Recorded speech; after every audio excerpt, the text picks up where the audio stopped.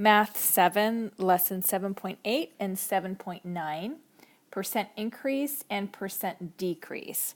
In percent increase and decrease, you'll see a lot in just your everyday life when you're dealing with money or business. You'll see that there's a lot of opportunities that you're going to come across that you're going to really want to find out about the percentage of change. And so I think you'll find this one really useful. A percent increase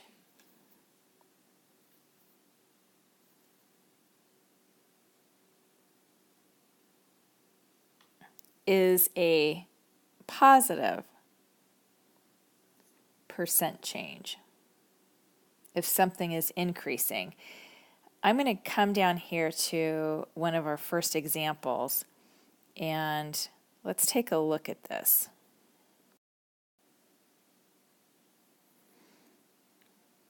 So let me move this up here. Okay, so let's take a look at example 1. 20 years ago, popcorn at the movie theater used to cost $1.90. Now it costs $6.30. What is the percent increase over the last 20 years? So the percent, in order to find percent increase, same with percent decrease, is going to always be the amount of increase over the original. So taking a look back at our notes, right here we have the percent of change is going to be the amount of change over the original amount. So the way that I remember this is percent change is change over original. And so going back to problem number 1, let's take a look at what that will be. So percent of change or percent of increase is change over original. So our change is going to be what we started with, which is $6.30, or it used to cost $1.90 and now it's $6.30. So the difference between those two is going to be $6.30 minus $1.90. That's the amount of change or the amount of increase. So I'm going to put here the word change because again, I remember it as change over original, change meaning how much change has there been. So $6.30 minus $1.90, and then that's all over the original amount. The original amount is what we started with, which was that it was originally $1.90. So that's where we get that number. So we do the math on that and we get 630 minus 190 is going to be 440 over 190. This is going to be n. And we divide that out and we get n equals 2.315. So we're talking money here, and we don't take money out to 3 place values, so we need to round that to $2, 2.32. And then we turn that into a percent, and so our percent means that we are going to move it over 2 place values, and that's going to be 232% of an increase. So in 20 years, popcorn has increased $2.32 from 20 years ago, which makes sense because we all know that popcorn is very expensive in the movies, so that makes perfect sense. Let's take a look at our number 2, and let's read that. For the 100-meter dash, the fastest sprint time used to be 12 seconds. Now it is 9 seconds and 9.85 seconds. What is the percent decrease? So percent decrease is going to be, this should actually say the word decrease. So percent decrease. And it's the same formula. It's the amount of decrease over the original, or change over original. So going back up here to our original formula, right here, percent change is the amount of change over the original amount. So if our percent, we have a percent decrease, is a negative percent change, which is what we have in problem number 2. So let's go ahead and calculate that.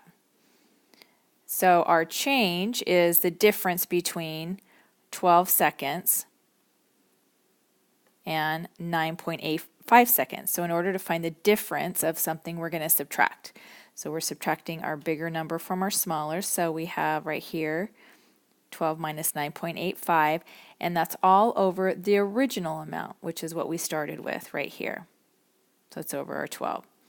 So we do the math on that, and it is n equals 2.15. That's the difference over 12.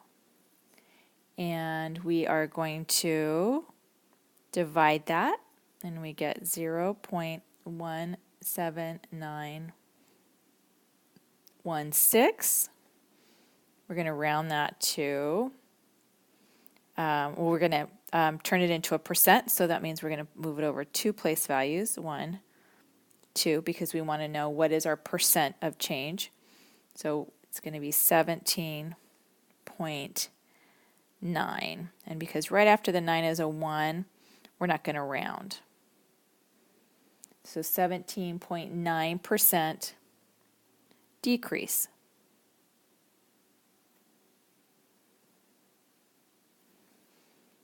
Going back up to some of our vocabulary. So whenever they're talking about cost, cost is the original amount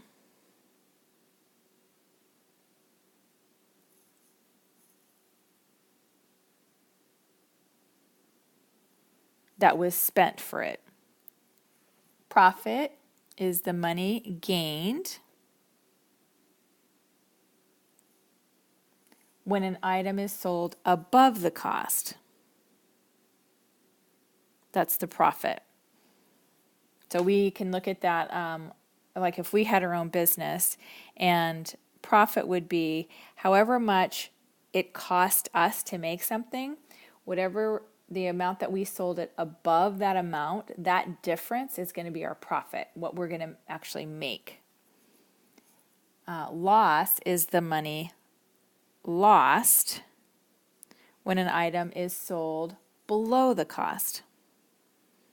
So sometimes when things go on sale, then it's sold below the cost that the seller actually paid for it, so they're taking a loss on the item. Selling price is to combine the cost with the profit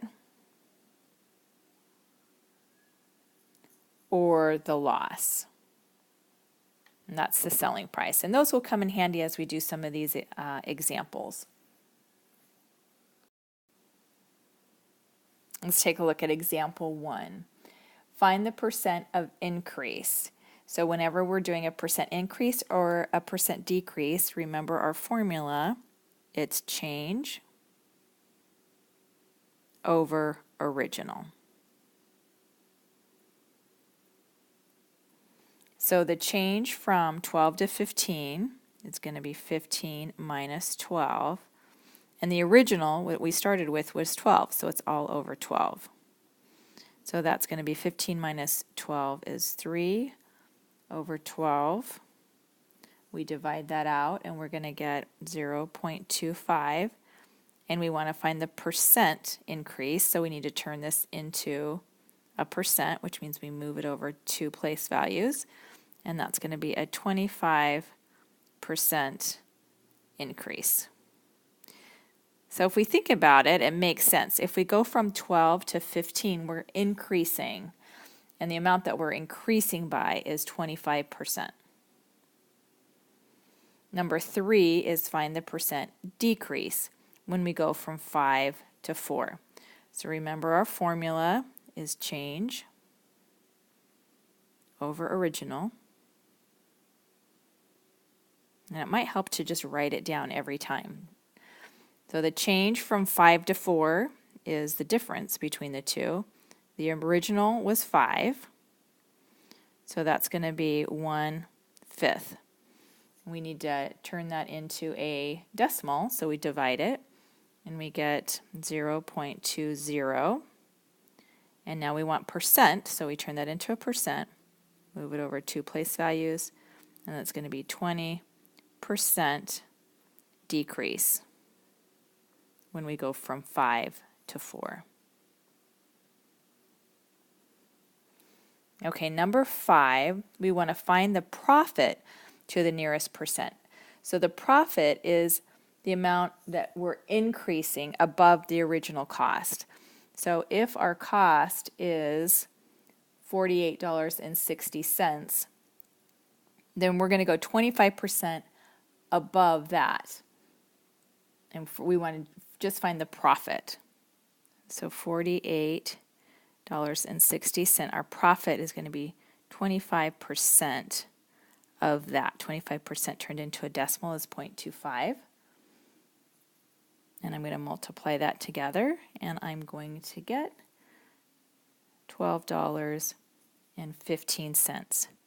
So that's the profit, because it's 25% of the original cost. Of means times, so we multiply it. Let's go down and do number 7. Number 7, we want to find the loss to the nearest cents. So what percent was lost? So our cost was $385.20. The percent of loss is 3.5%, and that means it's 3.5% of the cost. Of means times. So $385.20, and 3.5% of that. So 3.5 we're going to turn into a decimal. So that's going to look like, move it over 2 place values, it's going to be 0.035. And it's 3.5% of $385.20. Again, of means times, so it's why we multiplied it. And we multiply that together, and we get $13.48. So that is the loss of from $385.20. Number 9.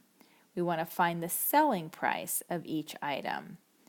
A stuffed animal costs $10 and sells at a profit of 20%. So that would mean that, let's just say, a store bought the stuffed animal for $10 and they want to make a 20% profit. So they're going to sell it to you for 20% above what they bought it for. So we need to find out what that is. So we need to find out what is 20% of $10. So 20% of $10, we multiply that out, and that's going to be $2. So that is their profit. And they bought it for $10. They want to make a profit of $2, which means they're going to sell it to you or to us for $12. That would be the selling price. I'm going to go ahead and do number 10 to give us another example of that. A DVD costs $12 and sells at a loss of 60%. That means the store is going to get less than what they bought it for. So let's find out what the loss is. The loss is going to be 60% of the $12. So $12 and then 60% of that. And that amount is going to be $7.20 when we multiply that out. That's the loss from the original amount. So it's $12 was the original. $7.20 was the loss. So what they're going to sell it for, the selling price is going to be $4.80.